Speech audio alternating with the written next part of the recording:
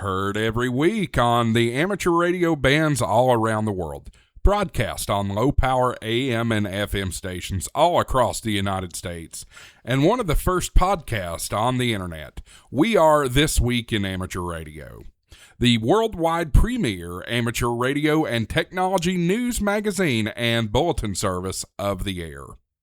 Here are the stories for release around the earth as we come to air with edition number 1422 of This Week in Amateur Radio. Canada announces that it will be taking its time signal shortwave station, CHU, off the air in June.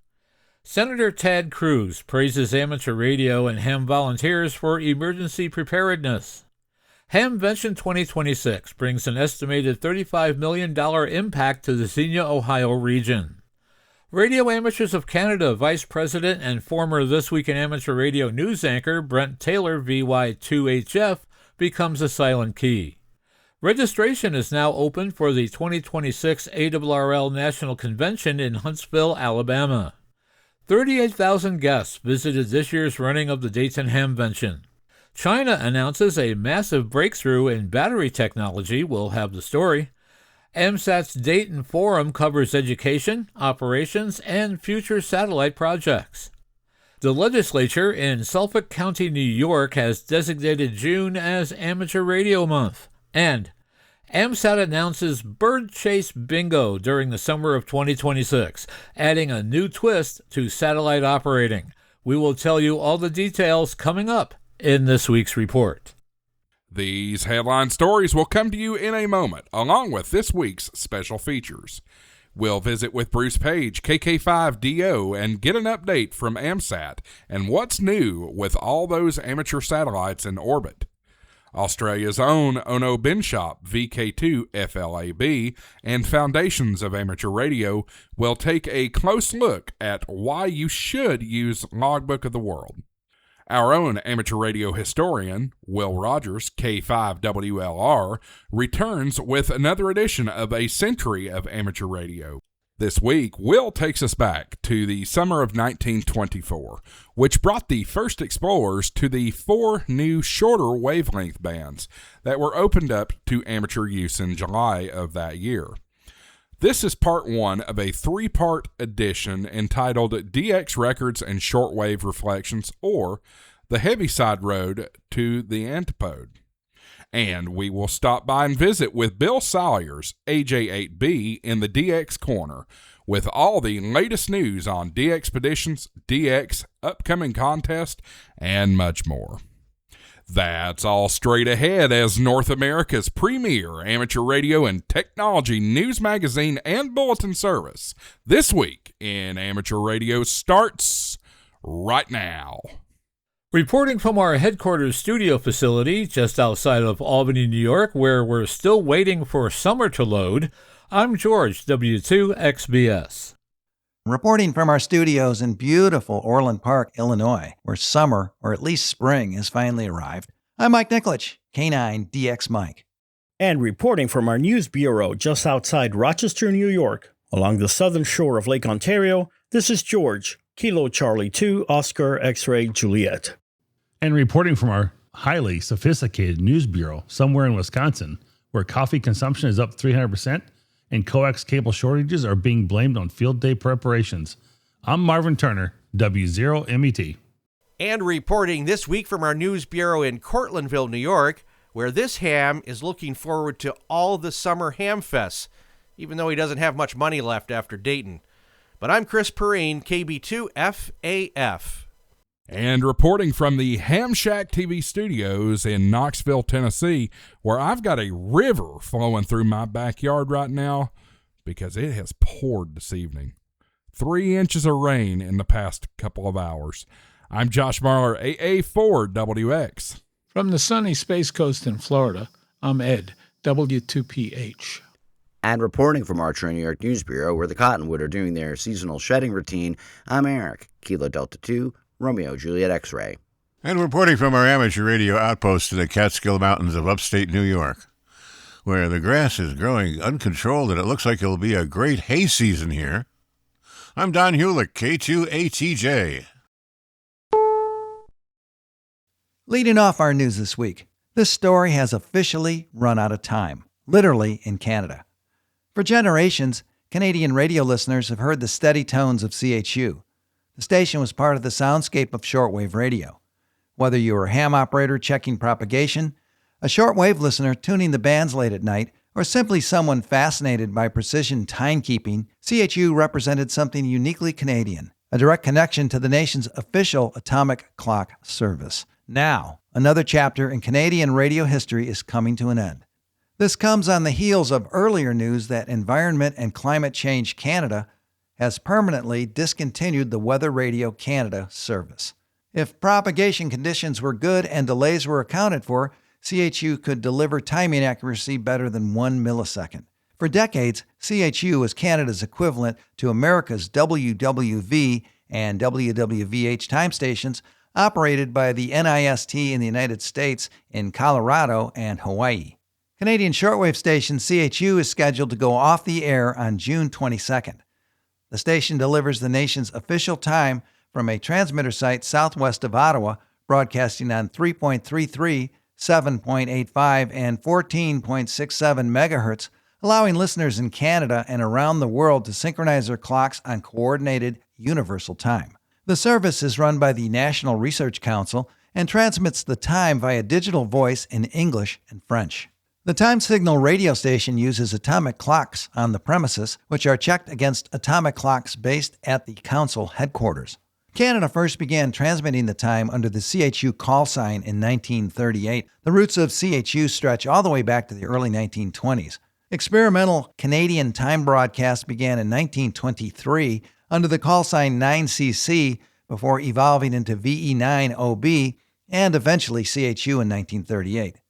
Its announcements are in coordinated universal time, a change made in 1990 after decades of transmitting in Eastern Standard Time. The closure of CHU follows several other Canadian radio-era shutdowns.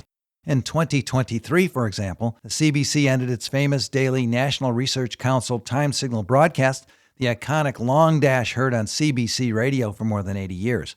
For shortwave listeners such as myself, CHU was often one of the first stations newcomers tuned in successfully. The station's distinct ticking sound made it easy to identify. It was also useful for testing antennas, checking propagation conditions, comparing receivers, and demonstrating shortwave reception to newcomers. Ham radio operators frequently use CHU to verify dial calibration and frequency accuracy, particularly in the days before digital readouts. Some listeners, including myself, collected CHU QSL cards over the years, turning simple reception reports into treasured radio memorabilia. Others simply enjoyed the comfort of hearing a familiar Canadian signal during late-night tuning sessions. Unlike commercial broadcasters, CHU had no politics, advertising, or entertainment programming. It existed solely to provide accurate time. Ironically, that simplicity became part of its charm. Canada was never a massive shortwave broadcasting nation compared to countries like the United States, Russia, China, or the United Kingdom, but CHU was one of the country's most recognizable radio signals internationally.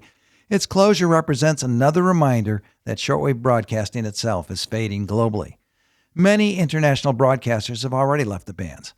Radio Canada International shut down its Sackville shortwave site in 2012. Radio Australia ended shortwave domestic and international services. Numerous European broadcasters reduced or eliminated HF transmissions. In making the announcement of the station's shutdown, the NRC said that official timekeeping will be delivered instead by 3 more modern methods: by its telephone talking clock and using the internet by its network time protocol and its web clock. Once CHU disappears, Canada will lose one of its last continuously operating technical shortwave services, and another piece of radio heritage will quietly fade into history. I will be listening when the station signs off on June 22nd. I'm Mike Nikolich, K9DXM. Senator Ted Cruz, in a strong pre-Memorial Day message, publicly highlighted the critical role that amateur radio service volunteers play during disasters, praising and thanking ham radio operators who provide essential communications when storms and emergencies knock out power and cellular networks and communities are cut off. Here with more details on Senator Cruz's message, we go to John Ross, KD8IDJ, who files this report from League headquarters. Senator Ted Cruz is praising amateur radio operators for their role in emergency preparedness and disaster response. In a recent video message, Cruz thanked hams for providing critical communications when storms and emergencies knock out power, cellular service, and internet connectivity. Cruz said that when communities are cut off, it's hams who step forward to reconnect people when it matters most. He pointed to the response from hams serving their communities during past disasters, including last year's devastating flooding in central Texas that swept through Camp Mystic. As the nation enters another summer storm season, Cruz said the role of amateur radio remains as important as ever. Ready to respond, ready to serve, and ready to make a difference. Senator Cruz is chairman of the Senate Committee on Commerce, Science, and Transportation. His comments came as ARRL continues its nationwide advocacy effort supporting the Amateur Radio Emergency Preparedness Act. The bipartisan legislation would help amateur radio operators install and maintain effective outdoor antennas at homes where private land use restrictions might otherwise prohibit them. The goal is to ensure communities maintain resilient emergency communications during disasters. ARRL's grassroots campaign has now generated more than 155,000 letters to members of Congress. ARRL Legislative Committee Chairman and West Gulf Coast Division Director John Robert Stratton, N5AUS, said Senator Cruz's public comments are evidence that support for amateur radio continues to grow on Capitol Hill. To join the ARRL letter-writing campaign to support the act, visit www.arrl.org/HOA. Senator Cruz's video message can be viewed on the ARRL HQ YouTube channel. I'm John Ross, KD8I-DJ. He emphasized that as the nation prepares for yet another summer storm season, ham radio's role remains just as vital as ever, stating that while future emergencies will come, Senator Cruz pointed out that so would amateur radio, ready to respond, ready to serve, and to make a difference. He ended his statements thanking ham radio for its courage and commitment, noting that amateur radio's work strengthens our communities. His comments also reflect growing congressional recognition of the value amateur radio operators bring to communities across the country. ARRL, the National Association for Amateur Radio, continues to advocate for legislation that protects and strengthens amateur radio's role in emergency preparedness and public service communications. The most recent proof that those efforts have and are increasing congressional support for amateur radio is evidenced by the decision of Chairman Cruz to publicly share his personal views on the value and importance of amateur radio to the nation, Stratton said. Hamvention 2026 recently concluded in Xenia, Ohio, after once again drawing amateur radio operators and enthusiasts from around the world. Held at the Greene County Fairgrounds since 2017, Hamvention remains the world's largest gathering devoted to amateur radio. Participants range from newcomers entering the hobby to experienced operators, technical experts, and international visitors. The annual event wrapped up on May 17th, following 3 days of activities, exhibits, demonstrations, and presentations. Local television coverage highlighted the event's significance beyond the amateur radio community itself. Hamvention spokesperson Michael Coulter, W8CI, said the gathering generates an estimated economic impact of more than $35 million for Southwest Ohio. Coulter noted that Xenia has a population of approximately 26,000 residents.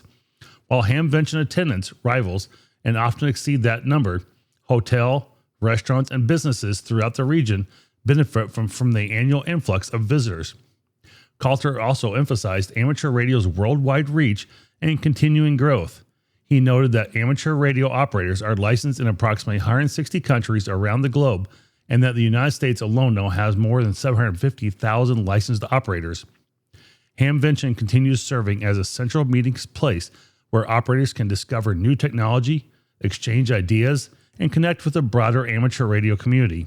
Coulter described the event as a living, breathing community rather than simply a trade show.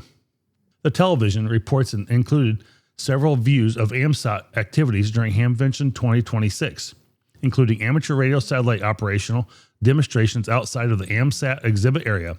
Video coverage showed AMSAT volunteers demonstrating handheld satellite communications and interacting with visitors attending the event. Additional scenes highlighted the AMSAT booth inside the exhibition area, where attendees explored satellite operating equipment, antennas, and educational displays. The demonstrations offered visitors a practical introduction to amateur satellite operations and AMSAT's continuing outreach at Hamvention. Beyond technology and equipment, Coulter highlighted the international friendship and cultural connections amateur radio can create. He reflected an opportunity to travel and meet amateur radio operators around the world through the shared interest of communication and experimentation. Organizers also noted continuing growth and interest from both new and experienced operators.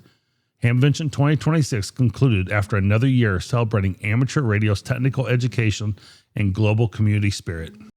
The following story was written by Alan Boyd, VE3AJB, President, Radio Amateurs of Canada. Radio Amateurs of Canada has received the news that RIC Vice President Brent Taylor, VY2HF, became a silent key on May 21 at the age of 66. Brent was first licensed in 1984 as VE1APG and received his partial HF privileges 6 months later. 1 year later, he passed his advanced exam and obtained the call sign VE1JH, a call he used for more than 20 years. Brent was widely respected for his dedication to amateur radio and his strong belief in supporting amateur radio organizations. He helped grow the amateur radio community in the Charlottetown area as an organizer and instructor for the Charlottetown Amateur Radio Club's Basic Amateur Course. Brent was a member of the Radio Amateurs of Canada, the Charlottetown Amateur Radio Club, the International Repeater Group, New Brunswick, the Amateur Radio Relay League, Radio Society of Great Britain, AMSAT, the National Radio Club, and the Canadian International DX Club. Outside of amateur radio, Brent worked for the Federal Department of Veterans Affairs as acting manager and responsible of the database that holds the Veterans Affairs client information. Prior to that, he served 10 years as a member of the Veterans Review and Appeal Board. Earlier in his career, Brent worked as an educator, a radio broadcaster, a newspaper columnist, and served 1 term as a member of the Legislative Assembly of New Brunswick. Over the years, Brent served the amateur radio community in many leadership roles. He was a past president of the Fredericton Amateur Radio Club and the New Brunswick Amateur Radio Association. He was also involved with the Canadian Amateur Radio Federation and the Canadian Radio Relay League prior to their merger. In September of 2020, Brent was appointed as a trustee of the Canadian Amateur Radio Hall of Fame, representing Prince Edward Island for a 3-year term. Brent and I were elected and appointed as president and vice president in November of 2024. As a former vice president myself, I had ideas about the direction I wanted to take the REC, and it was Brent who helped guide me in many decisions. He was my rock within the organization, someone I could always bounce ideas off, and he would honestly tell me whether I was heading in the right direction. We were a team. I knew Brent always had my back, and he knew I had his. We recently returned from Ottawa, where we worked together at the headquarters discussing plans and ideas for the coming year. His death has come as a tremendous shock and represents a deep personal and organizational loss, not only of a trusted colleague, but a close friend. Brent Taylor, VY2HF, will never be forgotten by amateur radio and by everyone who had the privilege of knowing him. 7-3. Alan Boyd, VE3AJB, President, Radio Amateurs of Canada. On a personal note, Brent was an anchor for This Week in Amateur Radio during our early years, when we distributed by satellite. He played an important part in the history of our news service. We're sorry to learn of his passing. 7-3, Brent, from all of us here at This Week in Amateur Radio. New Hampshire Governor Kelly Ayotte has issued a proclamation designating June as an amateur radio month in the state.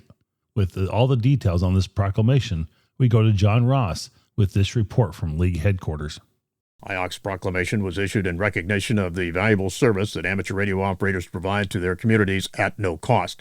Skip Maggio, AC1LC, Public Information Coordinator for ARRL New Hampshire Section and Public Information Officer for the New Hampshire ARRIs, said that in 2025, New Hampshire ARRIs entered into a memorandum of understanding with the New Hampshire Department of Safety, Division of Emergency Services and Communication, which designates ARRIs as the sole organization providing amateur radio communication support to the state. Everyone realized that the potential was there for bad weather communication when cellular system and public safety radios can become inoperable due to infrastructure damage, said Camajo. The use of amateur radio provides an auxiliary communication system utilizing trained and federally licensed radio operators to support the missions of New Hampshire ARRIs and multiple government agencies across the area. And to practice their communication skills, amateur radio operators will participate in the annual ARRL Field Day, June 7th to the 28th, 2026, including on the same weekend, the annual historic Delta Dental Mount Washington Road Race, an uphill run that draws thousands of runners from around the globe to make the grueling climb to the summit of the highest peak in the Northeast. I'm John Ross, KD8IDJ. New Hampshire ARRLs will have 14 members using amateur radio to help runners and mountain-trained emergency medical teams at the base and summit. Amateur radio operators will be back in August for the annual Mount Washington bike ride. ARRL and the Huntsville Hamfest will host the 2026 ARRL National Convention and Huntsville Hamfest, August 21st through the 23rd in Huntsville, Alabama. With more details on the upcoming convention and Hamfest, we go to John Ross, KD8IDJ, with this special report. The convention will kick off Friday, August 21st with a series of day-long ARRL training tracks and a national convention luncheon at the Embassy Suites by Hilton Huntsville. Then join ARRL on Friday night for a very special national convention dinner under a full-size Saturn V rocket at the nearby U.S. Space and Rocket Center. Access to the museum is included along with the dinner and special speakers. Proceeds benefit the ARRL Education and Technology Program, and additional sponsorships are available. Registration is now open for Friday's National Convention program. Registrants can select at a training track then, and that includes the luncheon for $90. The National Convention dinner at the U.S. Space and Rocket Center is $100 and includes dinner, museum, and a $25 tax-deductible donation to the Education and Technology program. The National Convention training tracks are workshops providing an in-depth learning experience in one of 3 track topics. Attendees will select a training track when completing their online National Convention registration. Training track number 1 is Contest University. Track number 2 is Emergency Communications Academy. Training track number 3 is Salty Waltz Portable Antenna Workshop. The rest of the celebration continues at the Huntsville Hamfest on Saturday and Sunday, August 22nd through the 23rd, at the Von Braun Center, South Hall, which is connected by a sky bridge to the Embassy Suites. Known as the world's friendliest Hamfest, this air-conditioned, all-indoor event attracts a large list of commercial exhibitors, notable forum presentations, flea market, and youth activities. For tickets for the Huntsville Hamfest, they are sold separately and available now. For further details, visit the 2026 ARRL National Convention webpage at www.arrl.org/expo and the Huntsville Hamfest website at hamfest.org. I'm John Ross, KD8IDJ. Here is a detailed look at the available training tracks. Training track number 1, Mini Contest University. This marks the first time Mini Contest University, or CTU, is coming to Huntsville. Registrants will learn from some veteran amateur radio contesters. The Mini CTU will appeal to new and veteran contesters alike who are looking to hone their skills. Presenters cover general contest operations, contesting skills, and many resources and tools to get more out of contesting. The Mini CTU track leader is Tim Duffy, K3LR. Presenters are yet to be announced. This training is sponsored by DX Engineering. Training track number 2, Emergency Communications Academy. Emergency Communications presenters will cover topics including future-proofing ARRLs, the ARRL Amateur Radio Emergency Service, PACE planning, relationship building, digital communications, emerging technologies, and other topics designed to enhance your emergency communications knowledge and preparedness. Participants will learn their skills and roles needed to become more effective volunteers. And finally, training track number 3, Salty Waltz Portable Antenna Workshop.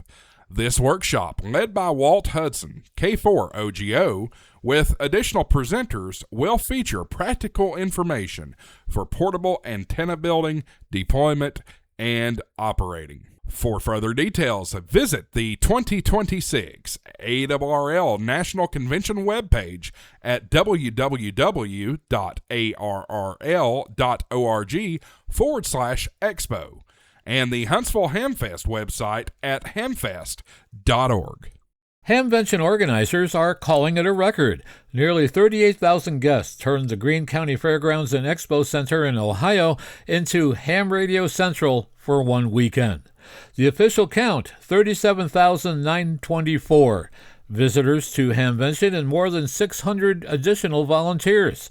That's what made the weekend the success it was, along with the exhibitors, the flea market vendors, and according to Brian Markland, General Chairman, who made the announcement just days after the closing on May 17th, he said in a statement, "I could not be more proud of what we accomplished together." So get ready for Dayton Hamvention 2027. Opening day is March 21st, and that's less than a year away.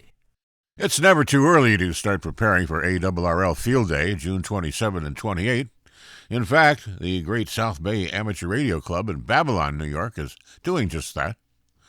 Field Day is a great opportunity for the public to see amateur radio in action, said Club President John Melfi, W2HCB.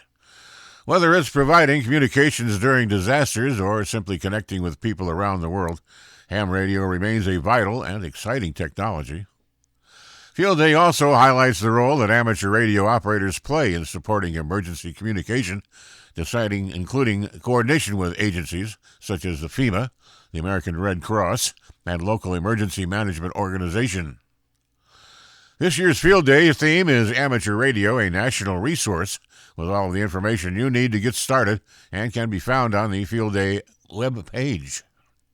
The overall objective for Field Day is to contact as many stations as possible and to learn to operate in less than optimal condition.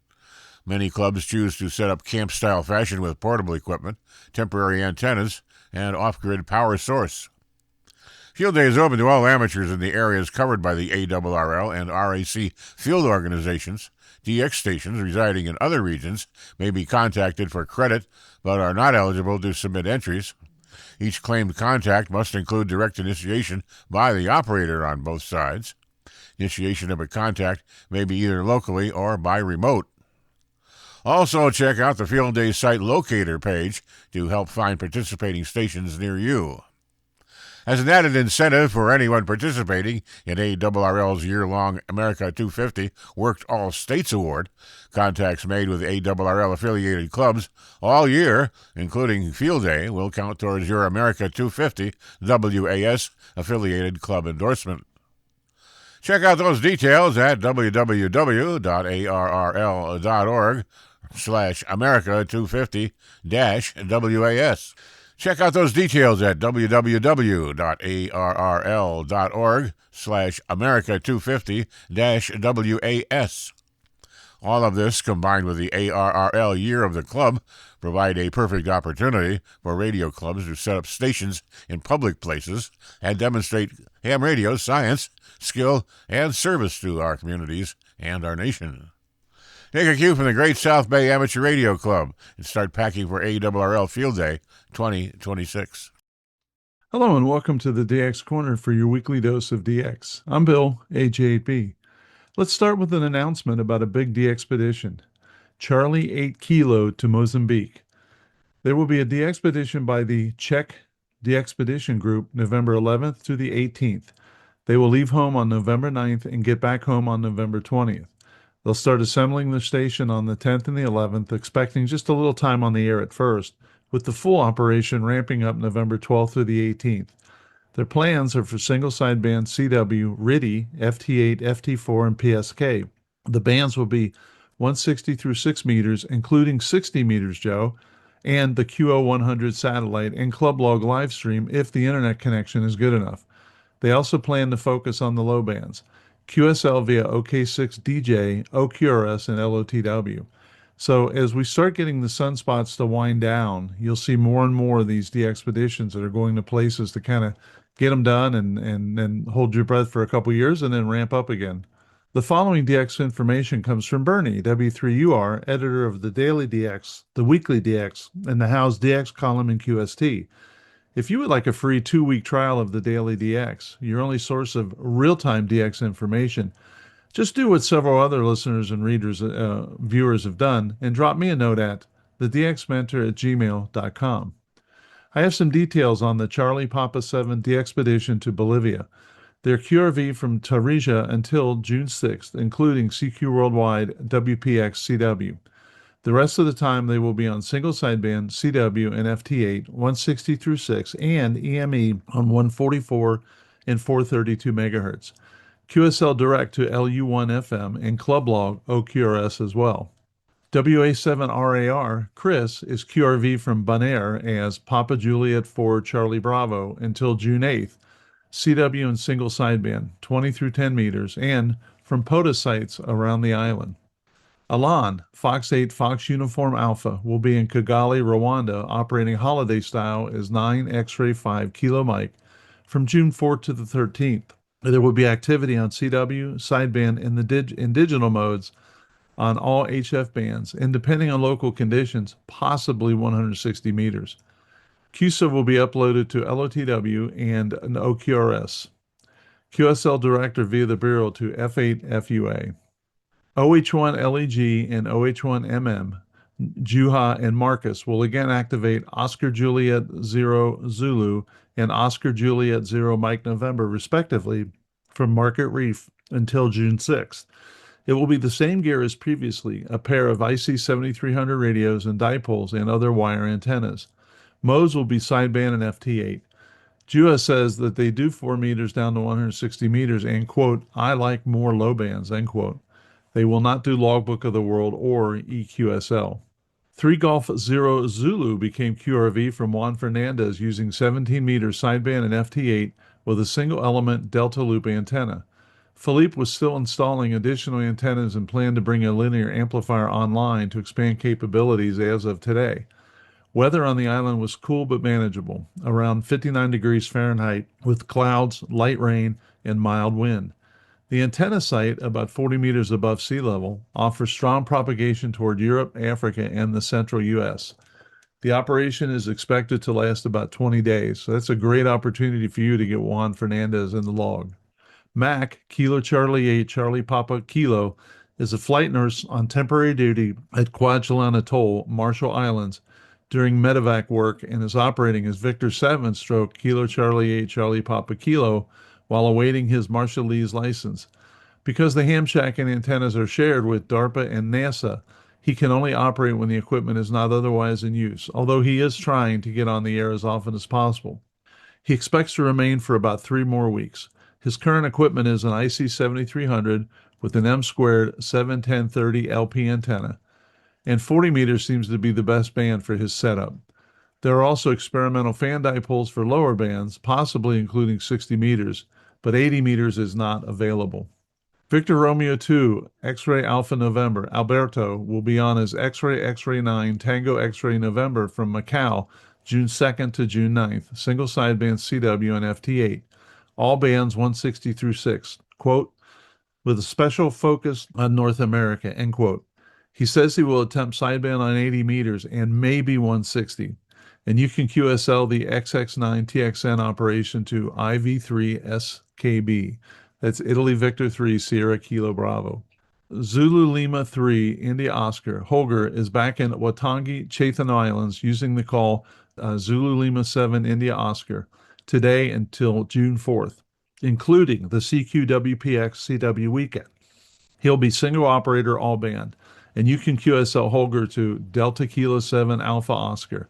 And I've already seen Chatham Islands on the air, so I know he's up and running and making cues. From the South Shetland Islands, which is Victor Papa 0 stroke H, Sierra Quebec 4 Oscar, Rafal says, quote, if everything goes well, I plan to start broadcasting at the end of May, end quote, as Hotel Fox 0 Papa Alpha Sierra from the Polish Antarctic station Arktowski on King George Island.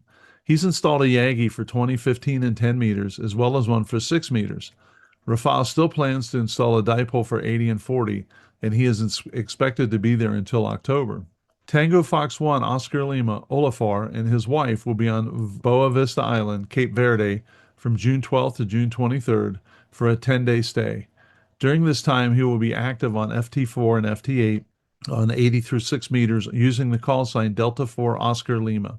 Victor Kilo 2 Charlie Juliet Romeo Chris will be operating as 3 Delta 2 Charlie Juliet Romeo is in a holiday-style operation from June 3rd to June 9th, likely based around the Nada, Fiji Islands area, with possible short visits to few outlier islands. He expects to operate mostly on 20 meters, probably using FT8 when time and conditions allow, with modest power of around 30 to 50 watts, and a vertical or simple dipole setup depending on the location. As he is traveling light and prioritizing family time, this will be a casual trip with some radio activity rather than a full de-expedition, and logs will most likely be uploaded after the trip due to limited internet access. This week, the DX Mentor podcast will feature a discussion of remote operation with David Minster, NA2AA, and Dick, N9EEE. Check it out on your favorite podcast or YouTube station, and let me know what you think. If you have questions or you need information, just drop me a note at thedxmentor@gmail.com. Until next week, this is Bill, AJB, saying 7-3, and thanks to my XYL Karen for her love and support. I hope to hear you in the pileups. Have a great DX week. China has just unveiled a game-changing graphene-based battery that fully charges in just 5 minutes, according to a post in Knowledge Network. This isn't just about blazing fast speed, though. The next-gen tech completely reshapes the future of power with some massive upgrades. 4 times longer lifespan. Yes, it lasts 4 times longer than the traditional lithium-ion batteries, drastically cutting down on electronic waste. Zero fire risk. Built with ultimate safety in mind, its advanced chemistry is entirely stable and designed to never catch fire. Superior science. By utilizing graphene, a single layer of carbon atoms, the battery offers unparalleled conductivity and flawless thermal management. From smartphones to electric vehicles, this leap in material science is about to set a brand new global standard for how we power our lives. As a newly created net based at the Antique Wireless Association Communications Technology Museum in upstate New York, it's now active. You'd expect a group like the Antique Wireless Association, W2AN, to recommend using only vintage equipment, but that's not the case. Steve Sykes, KD2OM, said in a release that the single sideband net even allows modern equipment as well.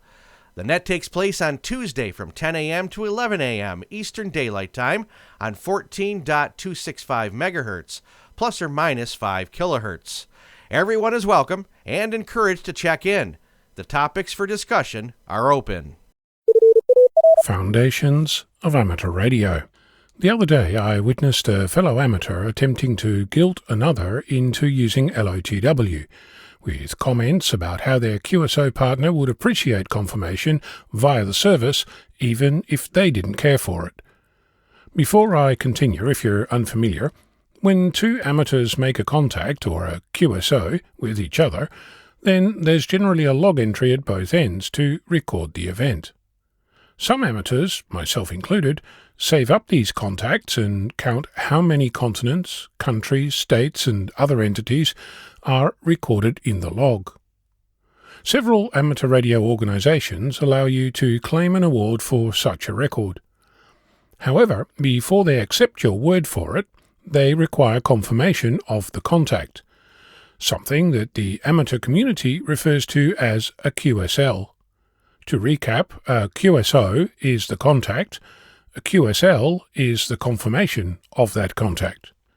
Traditionally, this was achieved with postcards, known as QSL cards, transported across the globe through various postal services, and coordinated by so-called QSL bureaus, often run by the amateur radio peak body in each country. With the advent of the Internet, much of this process has turned electronic. LOTW is an example of an electronic QSL service, run by the ARRL, the American Radio Relay League. It's not the only such service, but today I'm looking specifically at the Logbook of the World, or LOTW. As I said, LOTW is not the only service, and anyone telling you that you must use it is selling you something. Now, that's not why I don't use it, and again, you're free to, but you're not required to. For me, there are several issues with LOTW. Having used it for a period, I feel comfortable in expressing some of its shortcomings, but I note that the last time I used it was almost a decade ago. I'll acknowledge that things might have improved or changed, but I have no evidence to suggest that it did. Let's start with how it works. You create a log in a specified format. Using an application called TQSL, you sign that log, ostensibly linking your identity to that log. Then you upload that signed log to LOTW and wait for confirmations of contacts with other LOTW users. Signing is a process where you add information to a file that proves to the recipient that the log was created by you and wasn't modified in transit, which requires that you have a file called a certificate, which is created and sent to you via email by the ARRL after they've authenticated you. So first of all, in my opinion, the level of security is absurd and exceeds that of my bank or my tax department. In addition, proving your identity comes with hurdles if you're not in America, where an amateur who registers receives a postcard with an authentication code, made possible by the central database held by the FCC. For everyone else, the ARRL requires that you, quote, must send a copy of his/her amateur radio operating authorization in addition to a copy of one other government-issued document indicating his/her identity, end quote, via the post, snail mail, stamp, envelope, the whole thing. I'd also like to observe that at no time has the ARRL linked your identity to your email address, since they haven't asked for it at any point in the verification process. If that's not enough of a security nightmare, in Australia and other parts of the world, amateurs no longer hold a personal license. Instead, they are members of a so-called class license. There's no public record stating my ownership of my call sign, just that it's allocated. With increased privacy concerns, this is happening elsewhere too. In other words, proving that you are who you say you are is getting increasingly difficult, and even if you did, you're sending that information to the ARRL, who you might recall paid a ransom to hackers who infiltrated their network. I've asked and never received a response about what actually happened to the information they continue to hold in relation to me. Well, that and an email from 2013 which states that, quote, data is never removed from LOTW, end quote. Even so, let's say that you are comfortable sending your information to the ARRL. The process of signing a certificate requires renewal on a regular basis, and if you manage to forget, you have the privilege of starting all over again. Let's move on. It's important to remember that this process is to confirm a radio contact between two radio amateurs in order to get a piece of paper to hang on your wall saying that you did so. How do you know that the person you made contact with on air is the same person who confirmed your contact? Radio isn't authenticated in any way.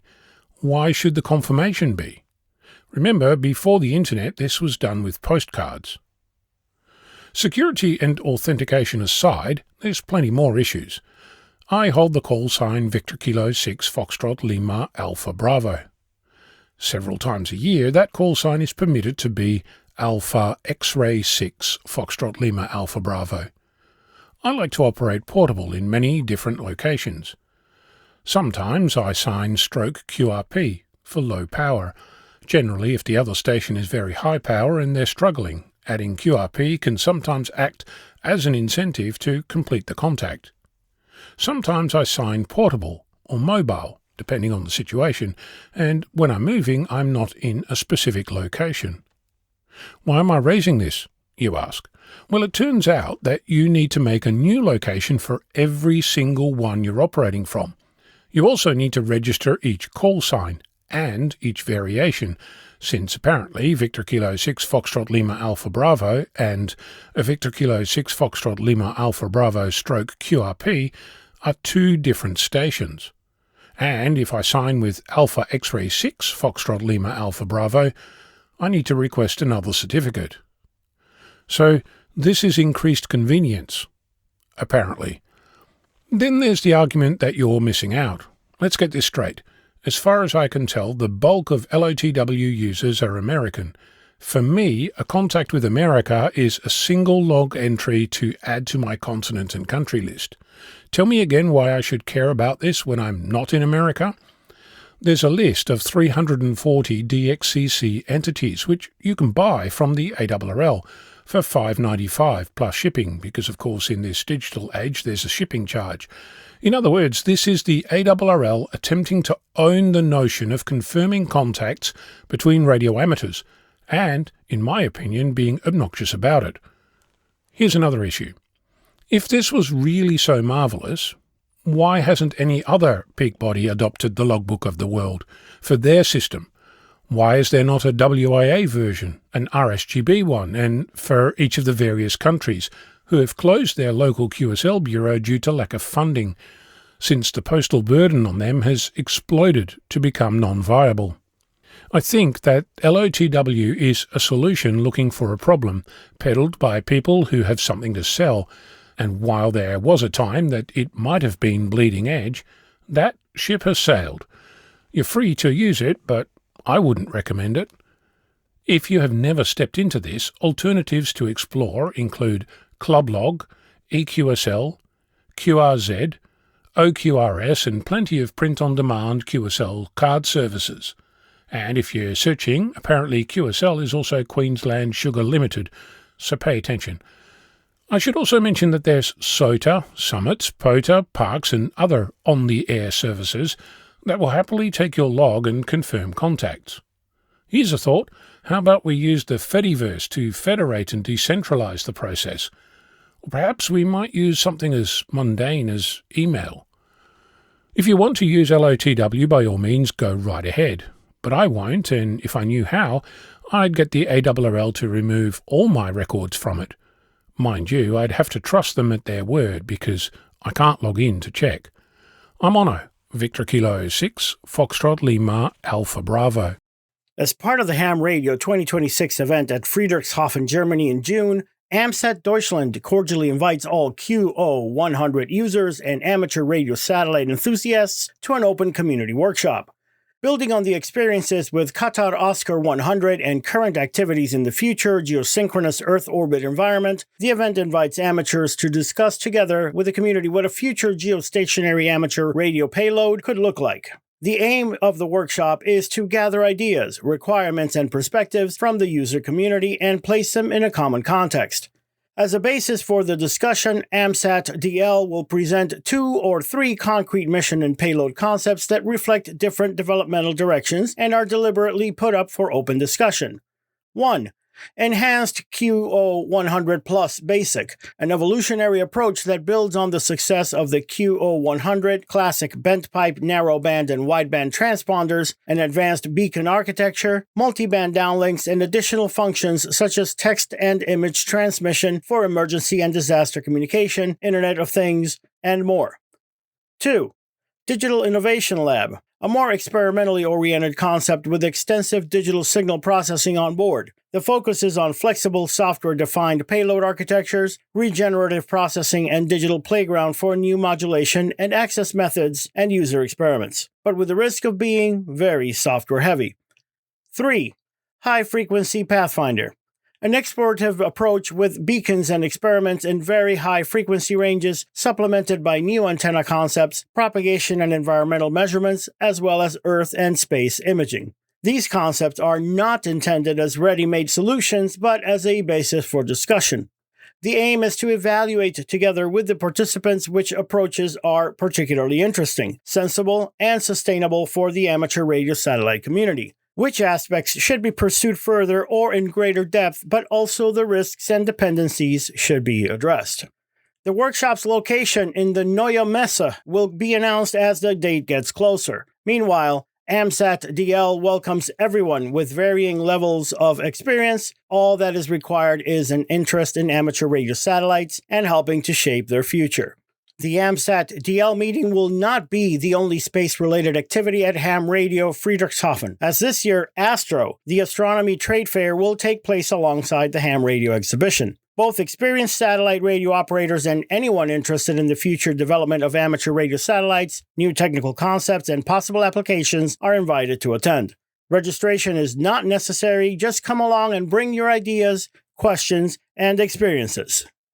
AMSAT presented its annual Hamvention Forum on Saturday afternoon at Dayton Hamvention 2026, providing attendees with updates on educational outreach efforts, satellite operations, ongoing engineering projects, and future spacecraft development. AMSAT Executive Vice President Paul Stocher, N8HM, opened the session and noted a packed program schedule covering topics ranging from youth initiatives and CubeSat education tools to next-generation satellite hardware and the golf team mission. AMSAT Vice President for Development Frank Karnauskas, N1UW, highlighted AMSAT's BuzzSat Youth Initiative, a community-based outreach program designed to introduce younger audiences to satellites and space technology through accessible educational materials.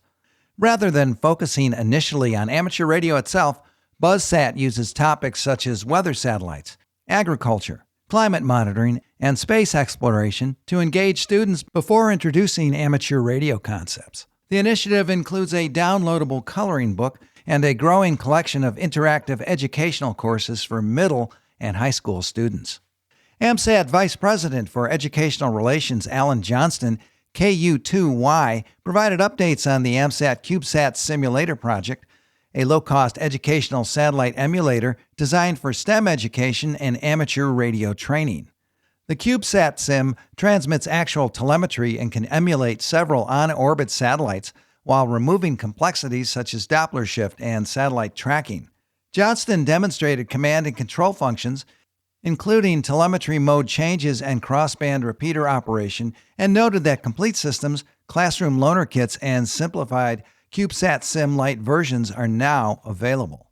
AMSAT Vice President for Operations Mark Hammond, N8MH, reviewed currently active amateur satellites and encouraged operators to use AMSAT's satellite status resources to determine operational modes and activity. Hammond also promoted the New Students on the Air activity created by Karsten Glassbrenner, KQ4SJM, intended to encourage student participation on amateur satellites. He also discussed renewed development of PACSAT store and forward communications payloads, which revisit packet satellite concepts that were first popular during the late 1980s and early 1990s.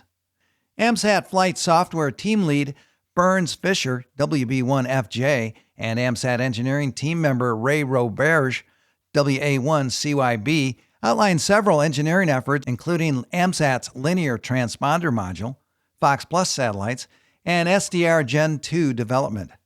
The LTM project continues AMSAT partnerships with universities by providing communications hardware in exchange for future amateur radio access after mission completion. SDR Gen 2 development expands microwave capabilities and is designed to support multiple modes while preparing operators for future high-bandwidth satellite communications. AMSAT Vice President of Engineering Jerry Buxton, N0JY, concluded the session with a status update on the golf team mission. Engineering work remains underway using a full system engineering model, while a newly arrived metal space frame advances development toward a planned critical design review currently targeted for May 2027. Additional discussion included AMSAT participation in the Future GEO proposal and announcements regarding the 2026 AMSAT Symposium, which is scheduled for October in Jacksonville, Florida. The full AMSAT Forum presentation can be viewed on YouTube. The Suffolk County, New York legislature has designated June as Amateur Radio Month. The effort concluded members and officers of the Suffolk County Radio Club, Radio Central Amateur Radio Club, Great South Bay Amateur Radio Club, Long Island Mobile Amateur Radio Club, and the Peconic Amateur Radio Club. The Suffolk County Radio Club recently hosted an Amateur Radio Day event where local town and county legislators and community members saw amateur radio in action. Demonstrations featured WinLink, HF, VHF, UHF, Mesh-tastic, and software-defined radio operating without relying on traditional infrastructure, showcasing the capabilities of both everyday and emergency off-grid communications. On August 12, there will be a solar eclipse visible in the UK. It will be a total eclipse for areas west of the UK, and its maximum will be about 90% totality in the UK. This lends itself to some HF propagation experiments, and the RSGB Propagation Studies Committee is drawing up plans for RSGB members to participate. These include experiments which include monitoring the medium wave stations in the UK, Morocco, and Algeria. An 80-meter CW contest is also being arranged, and other radio amateurs are being encouraged to run WSPR on 80 meters during the eclipse. The RSGB Propagation Studies Committee Chair, Steve Nichols, G0KYA, will outline what we can expect and why, as well as how you can participate. Check the RSGB website for further details as the eclipse date approaches. Bruce Page, KK5DO, is here now with this week's AMSAT report. Bruce? Thanks, John. What better way to enjoy the summer operating the satellites than to participate in the Bird Chaser Bingo for 2026? If you are a fan of things such as the Walmart parking lots on the air and AD0 squared, this will be right up your alley. Sean Borgerson, KK7OVF, set up this, and he has organized it to be a friendly event. You have all summer from May 15th to August 31st to complete your card. There are no entry fees, sponsors, or geographic limitations, and participation is open to satellite operators worldwide. Players receive a bingo card filled with summer-themed operating tasks and satellite-related objectives. Participants can earn a traditional bingo by completing a row, a column, or diagonal. Those seeking an additional challenge can attempt a full eclipse, the event's term for completing every square on the card. After getting a bingo or full eclipse, visit Sean's website to submit your card. To download your bingo card and get answers to your questions, go to BORGERSONS.com. This is Bruce Page, KK5DO. Back to you, John. And thanks, Bruce, for that report. It's time for this week's look at solar weather and the terrestrial propagation forecast. Solar activity has remained at low levels this past week. The largest event of the period was a C3.4 flare originating from region 4446. There are currently 9 numbered regions on the visible disk. Region 4452 showed notable growth and new flux emergence. Region 4450 decayed to plage, though unassociated transitory pores were observed to its east and west. Region 4443 decayed into a unipolar spot as it approached the west limb following the loss of its leading components. Regions 4453, 4454, and 4455 were numbered during the period. Far-side satellite imagery from Solar Orbiter indicates that region 4455 is likely a large bipolar group with its trailing opposite polarity spots still located behind the east limb, and was numbered proactively due to its flaring potential. All other regions either continued in slow decay or remained stable. A faint, potentially partial halo, coronal mass ejection first seen in LASCO C2 imagery on May 26th and subsequently in GOES/CCOR1 was analyzed. No obvious on-disk source exists. Modeling suggests a possible glancing blow at Earth on May 31st. Additionally, narrow eruptions associated with flaring from newly numbered region 4444 were seen in the SUVI imagery, but these features are well northward in the elliptical plane with no Earth-directed components. No Earth-directed coronal mass ejections were observed in available coronagraph imagery. Solar activity is expected to be at a low to moderate levels through May 30th. There remains a chance for isolated M-class flares, driven by the eruptive potential of the southeast sunspot groups and newly numbered region 4454. Solar wind parameters remain slightly elevated and possibly indicative of weak negative polarity coronal high-speed stream influences. Solar wind speeds varied modestly between 350 and 425 kilometers a second. The phi angle was predominantly in the negative sector toward the sun, though minor deviations were observed later in the period. Solar wind parameters are expected to remain mildly enhanced due to weak coronal high-speed stream influences through May 29th. A return toward near-background nominal conditions is anticipated by May 30th. Therefore, we could expect calmer conditions in the Earth's magnetosphere and at the same time higher usable frequencies in the ionosphere for long-distance communications before their seasonal decline. However, summer in the ionosphere of the Earth's northern hemisphere with higher attenuation in the lower ionosphere during the long days will often be enlivened by sporadic E-layers in the mid-latitudes until August.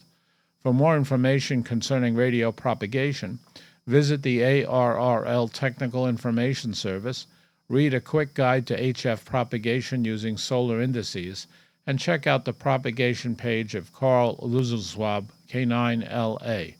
For customizable propagation charts, visit the VOA CAP online for ham radio website. Just ahead in radio sport this week, May 30th through the 31st, the CQWWWPX contest, that is CW. May 31st, the Romanian Diaspora single sideband contest, that's phone. June 2nd, the ARS Spartan Sprint, that's CW.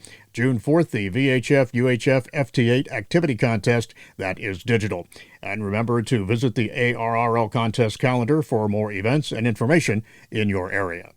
Upcoming ARRL conventions and major events, and remember to search the ARRL Hamfest Convention and Database calendar to find more events in your area. June 5th through the 7th at CPAC, hosting the ARRL Northwestern Division Convention. That's in Seaside, Oregon. June 13th, the Knoxville Hamfest, hosting the ARRL Tennessee State Convention in Knoxville, Tennessee. And June 14th, the Breeze Shooters Hamfest, Computer and Electronics Show, hosting the ARRL Western Pennsylvania Section Convention. That's in Butler, Pennsylvania. 2 years after Japan landed the first amateur radio station on the lunar surface, ARRL has announced plans to do the same in cooperation with AMSAT and with help from NASA. The Morse code transmitted more than 2 years ago by JS1YMG, the lunar ham station of the Japan Aerospace Exploration Agency, is apparently just the beginning. Attendees at Hamvention Forum hosted by ARRL in Xenia, Ohio, recently learned about a moon-based project called Caviar. That's an acronym for Communications, Audio, Video, and Imaging using Amateur Radio. The feasibility of Caviar is being studied by ARRL and AMSAT through a partnership known as AREX, Amateur Radio Exploration. According to the early information being discussed publicly, the station could have support for voice, digital, and video with 10 GHz and 5 GHz links, supported by a network of stations on Earth. More far-reaching goals can be found on the ARRL website, which describes AREX as an international effort to develop and operate amateur radio systems for deep space, starting at the Moon and later to Mars. Amateur radio's earliest beginnings in Gibraltar were experimental in the years following World War II. Now the British Overseas Territory and the Gibraltar Amateur Radio Society are marking a double anniversary. The ZB2 prefix made its appearance with the first amateur radio license issued in 1946 by officials in Gibraltar. Ham radio was born. 30 years later, an organization took shape for the growing community of hams there, the Gibraltar Amateur Radio Society. The society is marking its 50th anniversary by hosting an exhibit, Echoes from the Rock, at a local cultural center, John McIntosh Hall. The exhibit tells the story of ham radio's awakening in the post-war years on the rocky Iberian Peninsula. What had begun with tinkering and experimentation in those early radio years became a blessing to families in Gibraltar cut off from their relatives on the other side of the border in Spain during the years when the border and conventional communications was closed. During this era, in 1976, the Gibraltar Amateur Radio Society, ZB2BU, was founded after two smaller clubs merged to create a larger, more powerful group. The newly formed society gave Gibraltar a voice as a member of the International Amateur Radio Union. The history exhibit will showcase old and modern-day radio in Gibraltar, celebrating 50 years of the club with a special event station, ZB2FTY, operating from the exhibit itself and from club headquarters. The exhibit closes at the end of May. Welcome to the 53rd segment of Ham Radio History, a century of amateur radio. Ham's Organization's Events Inventions. I'm Will Rogers, K5WLR. With our gratitude to Chris Cadella, W2PA, for allowing us to use his website for these segments, we bring you this, the next chapter of ham radio history. DX Records and Shortwave Reflections, or the Heaviside Road to the Antipode. Summer 1924 brought us the first explorers to the 4 new shorter wavelength bands that were opened up to amateur radio use in July. Amateurs anticipated interesting times ahead based on their earlier experimental work that produced the first transatlantic QSOs.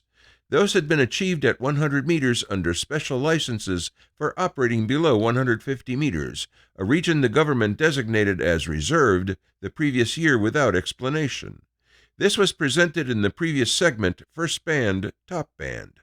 No one knew how the shorter waves would behave, but hams began to form a vague intuition based on understanding the high-altitude atmospheric layers. A long series of experiments during 1924 by John Reinhardt's at his experimental station 1XAM resulted in 5,000 reception reports from 5 European and 18 North American receiving stations and led to some new insights.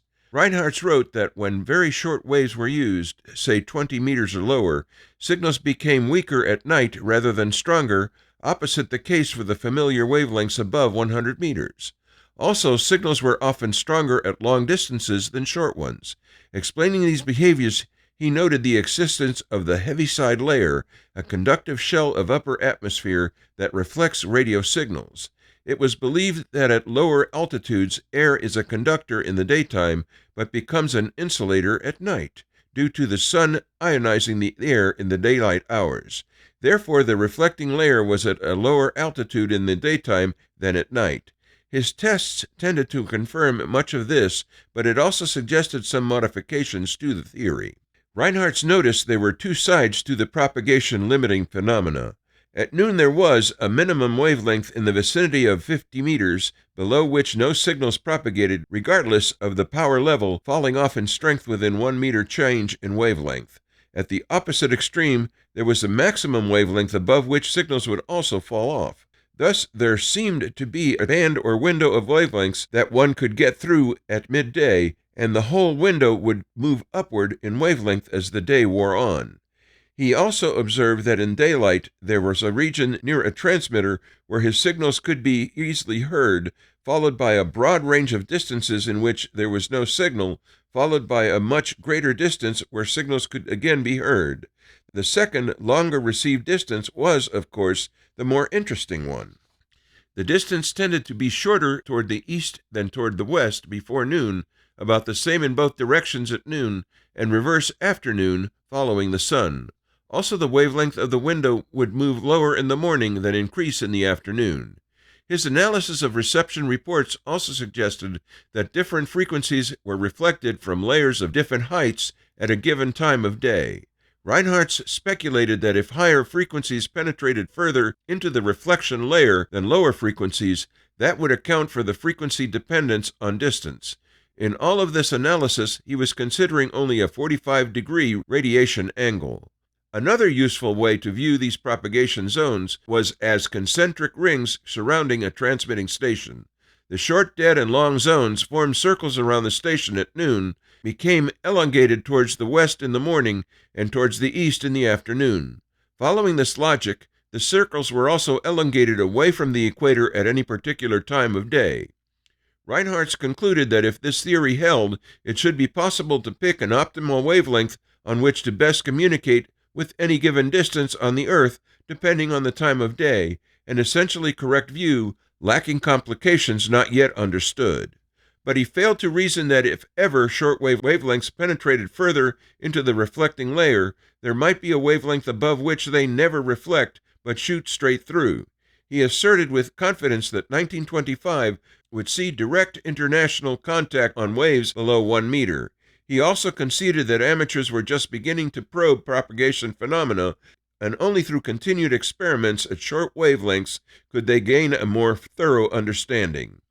In editor's notes following Reinhardt's article, technical editor R.S. Cruz added ideas about radiation angle and its effects on propagation distance when radio waves travel through a diffuse refracting layer as opposed to a reflecting one, thus rounding out the theory. H. A. Joyce of the University of Detroit later proposed to build further upon previous theory by Reinhardt and Cruz. He may have been the first to link shortwave reflection to similar refraction and reflection of light from interfaces, such as can be seen in a glass of water, leading to a discussion of the radiation angle of vertical antennas of various lengths.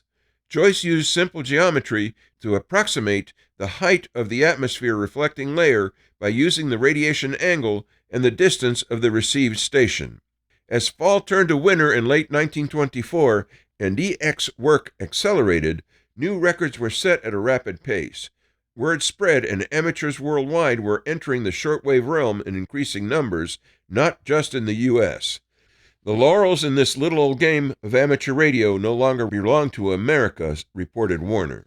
On 19 October, a sheep farmer named Frank D. Bell in Palmertown's South, New Zealand, made contact as Z4AA with C.W. Goiter, G2SZ, in Mill Hill School, London, for a 90-minute QSO on 92 meters.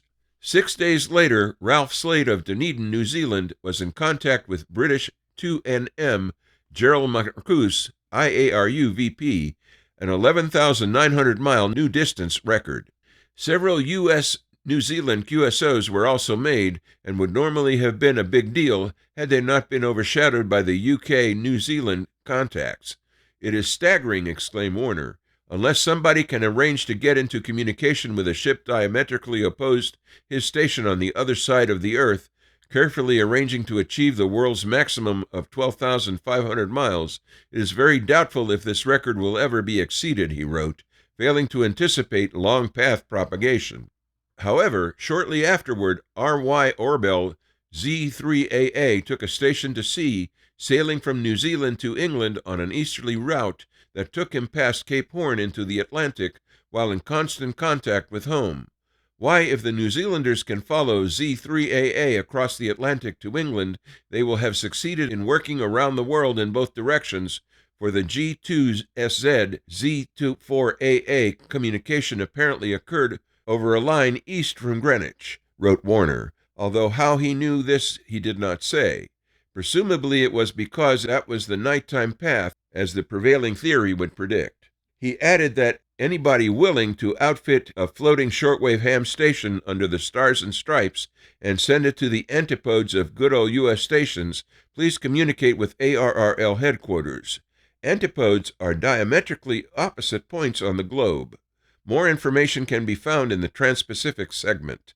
There's a mathematical possibility of exceeding this British New Zealand DX record by 600 miles and a chance in a million of doing it. As 1924 concluded, reports arrived that several new countries had been added to the list of those known to be active on the new amateur bands. Stations C1AR in Halifax contacted B4YZ in Belgium for the first contact between North America and that country. C1AR also made the first North American contact with Sweden, working SMZS in Stockholm. Bermuda had an amateur licensing process in the works, but was not yet on the air. WJS in Brazil made a first U.S. contact with the Stanford University station 60I in December. There was a first report from British South Africa of receiving U.S. signals there.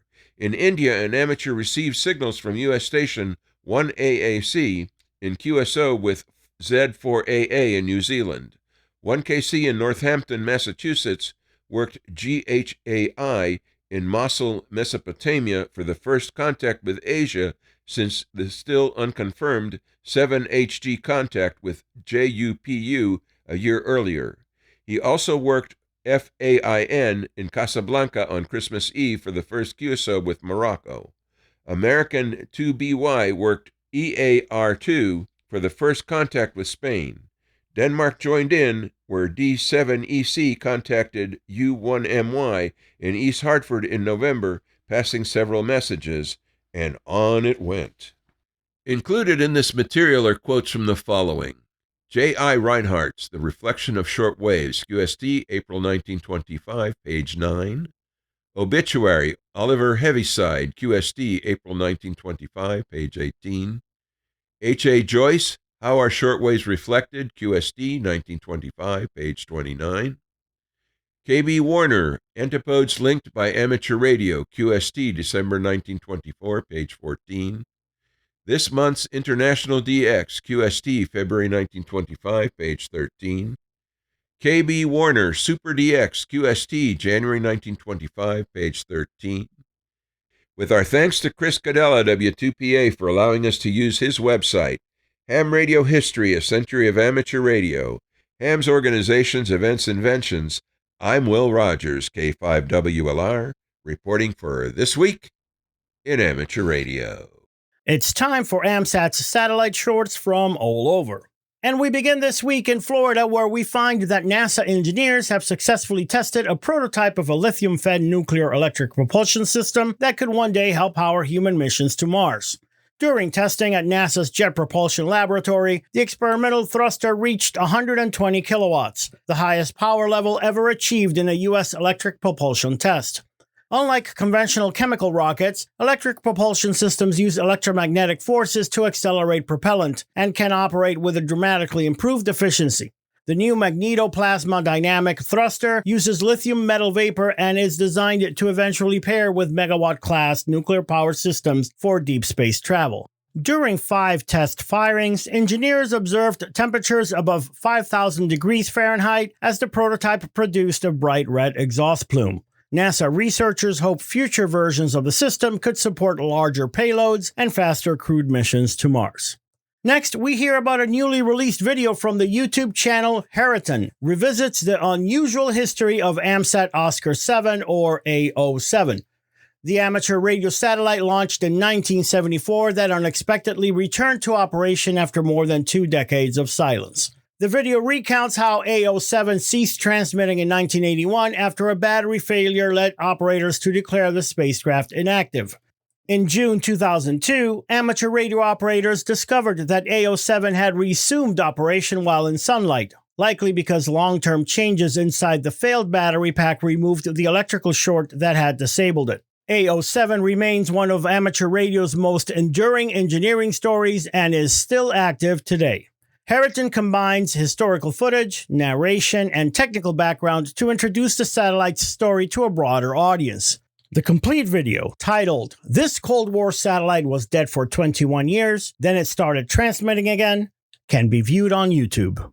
And finally, the U.S. Space Command has launched a new series of classified war games called Apollo Insight, bringing together military experts and commercial space companies to examine potential threats in orbit. The first tabletop exercise focused on a simulated scenario involving a nuclear payload in low Earth orbit and its potential consequences for space operations. Officials said a nuclear detonation in orbit could destroy or disable thousands of satellites and disrupt communications, navigation, and surveillance systems worldwide. Previous government assessments suggested portions of low Earth orbit could become unusable for up to a year following such an event. More than 60 companies participated in the exercise, along with allied partners from Australia, Canada, New Zealand, and the United Kingdom. Space Command plans additional Apollo Insight exercises later this year, focused on orbital maneuver warfare and other evolving space threats. Australia's payphones are an iconic part of the national landscape, even if they're not as important as they once used to be. However, they're having a resurgence of late, in part thanks to a national pastime, the sport of payphone tag. Created by Alex Alchin, the game is simple. To play, you first sign up on the website and get your emoji and a 5-digit PIN. You then go out and find a payphone, dial the payphone tag number, and enter your PIN when prompted. This lets you capture the phone, raising your score in the game. If a phone is already captured, no matter, just head out there, dial the number, and key in your PIN to steal it. You can also push your score even higher by capturing 3 payphones in a triangle on the map to get bonus points. It's a fun geospatial game that's also free to play because Telstra made payphone calls free back in 2022. It might cost you a bit to get out to some of the phones, but there are plenty you can reach with the aid of free public transport at the moment anyway. There are a ton of easy captures to be had on Kangaroo Island. It might just cost you a pretty penny to get out there. Have a look at it. We'd love to see some stats from Telstra as to whether this is making a dent in overall payphone usage rates. In any case, there were 800 players in the last 7 days and a full 36,640 captures so far. So a lot is happening out there. We fully expect to see this concept spread to other nations in turn, though it might be less attractive in places where you still need to dig out a coin to make a call.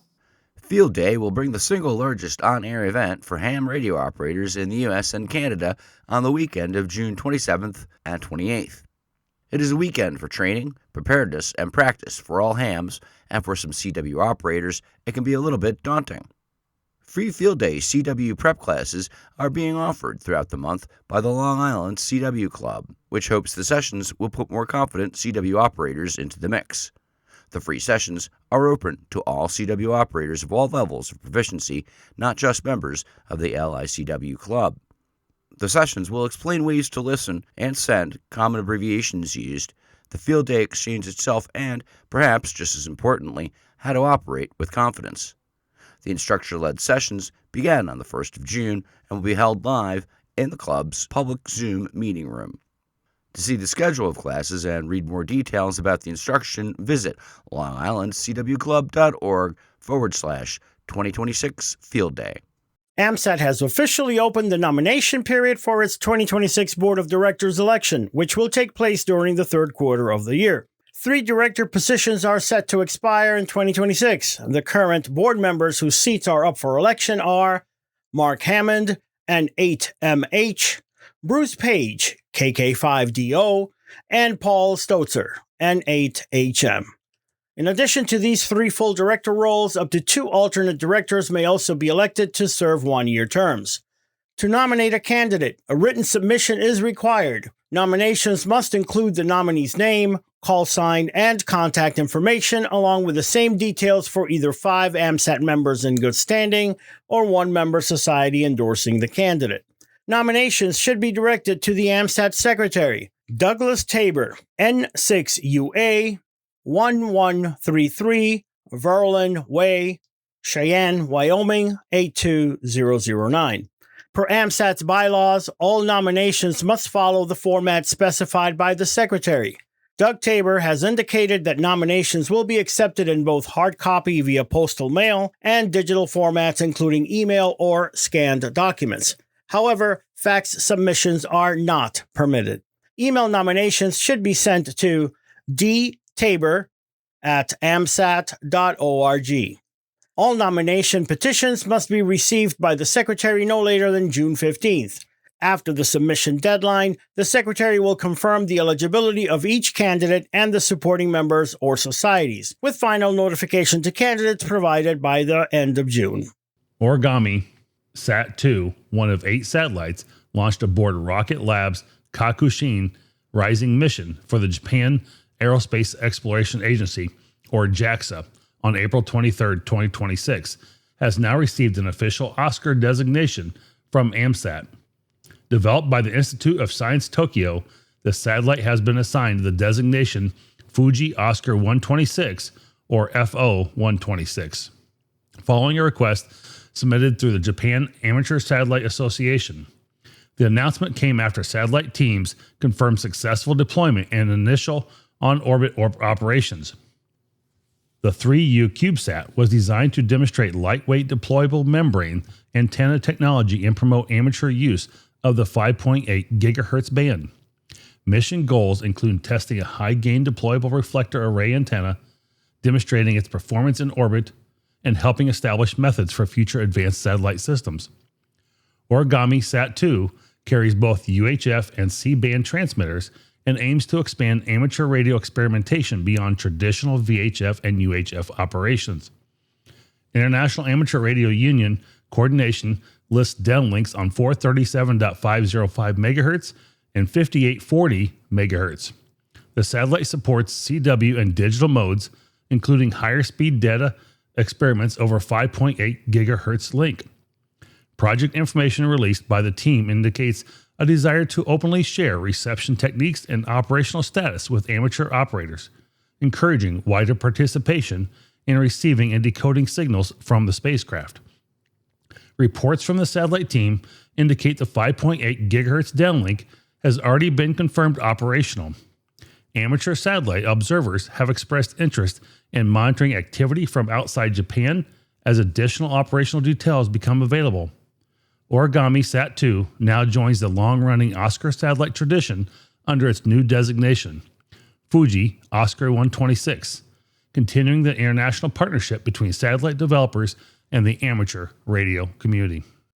Electromagnetism is a force of nature that is fundamental to ham radio. It also has the power of attraction that draws artists, tinkerers, hackers, and others who are perpetually curious and takes them this summer to a field in England. The Electromagnetic Field Festival is sold out. The non-profit community camping event will turn a field in East Newcastle, Deer Park, Herefordshire, into a true field day between the 16th and the 19th of July. Already the scientists, engineers, blacksmiths, and crafters have been making their plans. So too have the amateur radio operators in the field and on the air throughout the event as Special Event Station Golf Bravo 26 Echo Mike Foxtrot, based in the AMSAT UK British Amateur Television Club Village. Among the 4,000 on site, any licensed hams will be welcome to get on the air. Despite the sold-out tickets, organizers still have room for adventurous presenters wanting to provide entertainment by singing, showing films, or providing music on their own homemade instruments. Clever installations are also welcome. Previous years have featured a robotic spider, a radioactive xylophone, and an upside-down campfire. If your proposals for entertainment, workshops, or installations are accepted, you're welcome to enjoy the rest of the festival. Even before they set foot on South Georgia Island, the VP-0 SGD expedition team has already fulfilled one of its objectives. They've added Megan, a 19-year-old engineering student from the University College Cork, as the third and final young operator. Megan joins Violetta, KN2P, and Leon, DL3ON, for next year's trip. There are now 16 operators from North America and Europe who hope to get on the air from this coveted DX next year.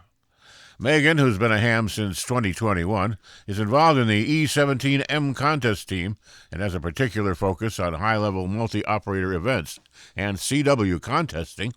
She's active in the Youngsters on the Air program in Region 1. The team announced her addition, reaffirming its commitment to helping mentor the next generation of operators and encourage a robust future for DXpeditions. It was an unexpected turn on Capitol Hill, but now the fight to keep AM radio in the automobile dashboard has a new vehicle to a floor vote. The House Committee on Energy and Commerce voted Thursday to include the AM Act's language in Chairman Brett Guthrie's H.R. 7389, the Motor Vehicle Modernization Act of 2026. The committee adopted the relevant amendment in the nature of a substitute during markup before H.R. 7389 passed out of committee on a roll call vote of 48-1. What happens next matters more than the committee vote. H.R. 7389 could itself be absorbed into the Build America 250 Act, the Surface Transportation Reauthorization Package moving toward the House floor. Highway and transit authorities expire September 30th, and leaders on both sides of the aisle have signaled urgency around getting the Build America 250 Act to the President's desk before that deadline, giving the AM Act its clearest path to enactment since its introduction. NAB President and CEO Curtis Legate said lawmakers consider policies affecting America's transportation infrastructure, ensuring continued access to AM radio in vehicles remains essential for public safety. Leaders on both sides of the aisle recognize AM radio's unique and indispensable role in keeping Americans informed, especially in times of emergency. The AM Act continues to move independently as H.R. 979/S.315 with nearly 380 House and Senate co-sponsors, but has yet to reach a floor vote as automakers and the Consumer Technology Association spend millions lobbying against it in 2026 alone. The bill did find renewed support in a notable place earlier this month. President Trump, during a May 12th call-in to Red Apple Media's 77 WABC, acknowledged the legislation had slipped off his radar amid Middle East tensions, but pledged to act after host Sid Rosenberg pressed him on the dashboard light. However, there is a catch buried in H.R. 7389 that AM radio stakeholders will not welcome. Also folded into the bill is language from the Sunshine Protection Act, which would make daylight savings time permanent nationwide. That measure has drawn pointed concern from AM broadcasters, as permanent DST would delay winter sunrises and hold many stations at reduced power during peak listening hours. And our final story this week. A new community challenge called Bird Chaser Bingo Summer 2026 is inviting amateur radio satellite operators to add a playful twist to their on-air activities. Organized by Sean Borgerson, KK7OVF, the event is now underway and invites operators to participate throughout the summer. Operators can participate from anywhere and compete by completing satellite-themed bingo objectives based on contacts, locations, satellites, and operating challenges. Bird Chaser Bingo draws inspiration from other lighthearted amateur radio satellite activities such as Walmart parking lots on the air and AD0 Squared. Organizers describe it as a friendly competition intended to encourage operating activity and create opportunities for satellite operators to connect while pursuing unusual goals. There are no entry fees, sponsors, or geographic limitations, and participation is open to satellite operators worldwide. Players receive a bingo card filled with summer-themed operating tasks and satellite-related objectives. Participants can earn a traditional bingo by completing a row, column, or diagonal.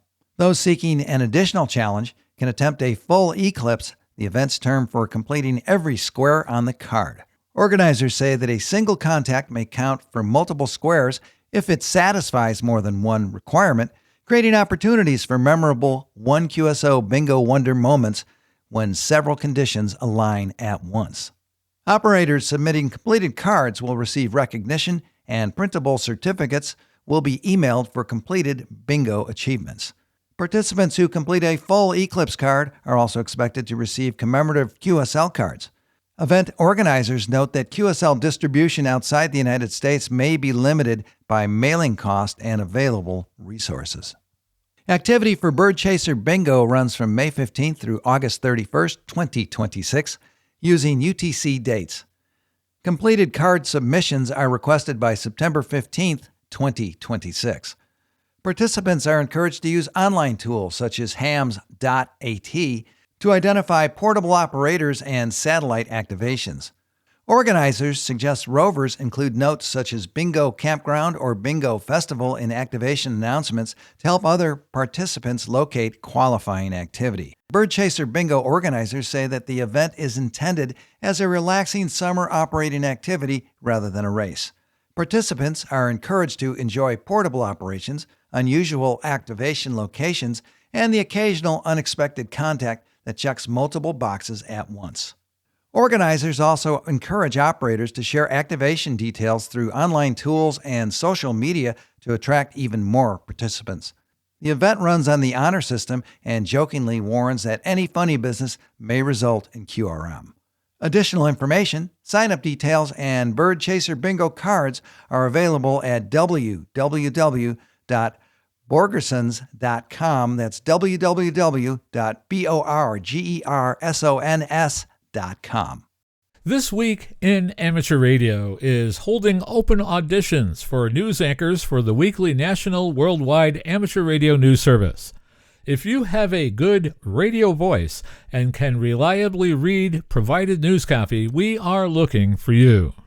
This, of course, is an all-volunteer position. An amateur radio license is not required. You must have a high-quality microphone, headset mics are not used, and be familiar with audio editing software to record and edit your finished news stories before uploading. If you would like to try out for a weekly or bi-weekly anchor position with North America's premier amateur radio news on air and podcast, please send an email to our producer, George, W2XBS. You can include a sample MP3 of yourself reading news copy sent as an attachment to W2XBS77@gmail.com. That's whiskey, the number 2, X-Ray Bravo Sierra 77 gmail.com. Be sure and use Anchor Audition in the subject line. Please include your phone number and a good window of time for a callback to discuss your submission and our operating logistics to see if This Week in Amateur Radio is a good fit for you. We hope to hear from you soon. Many of the news and information items heard in this edition of This Week in Amateur Radio have been provided by the American Radio Relay League, the ARRL Audio News Service, and the ARRL Letter, AMSAT, the Radio Amateurs of Canada, the Shortwave Listening Post, the Federal Communications Commission, the Radio Society of Great Britain, and Ofcom, the South African Radio League, the International Amateur Radio Union, the Wireless Institute of Australia and the Australian Communications and Media Authority, the New Zealand Association of Radio Transmitters, the Amateur Radio Newsline, the Rain Hamcast, Eric Guth, 4Z1UG and QSO Today, QRZ.com, the International Telecommunications Union, the 425DX News, Parks on the Air and the Soda Reflector, and various news sources on the Internet. This Week in Amateur Radio is heard around the world on nets and great repeater systems like our newest affiliates, the K2IWR repeater on 147.180 MHz in Cortland, New York, and the K2MST repeater on 443.150 MHz serving all of Syracuse, New York. We welcome them aboard the vast This Week in Amateur Radio network of repeaters and nets around the world. If your net or repeater carries This Week in Amateur Radio, why not let us know about it, and we'll give you a free promo here on the air. All you need to do is put all the details into an email and give us the repeater call sign, frequency, area served, and the days and times that you carry This Week in Amateur Radio, and send it off in an email to w2xbs77@gmail.com. We'd be happy to hear from you. That address, once again, is w2xbs77@gmail.com. We hope to hear from you real soon. With special thanks to all our weekly news sources and to you, our listeners, that wraps up this edition of This Week in Amateur Radio. If you'd like to write to us, you can find everything you need, including archive editions of the news service, at our website at twiar.net. And now, for all of us at This Week in Amateur Radio headquarters and our news team around the world, this is Chris Perrine, KB2FAF, wishing you a 73.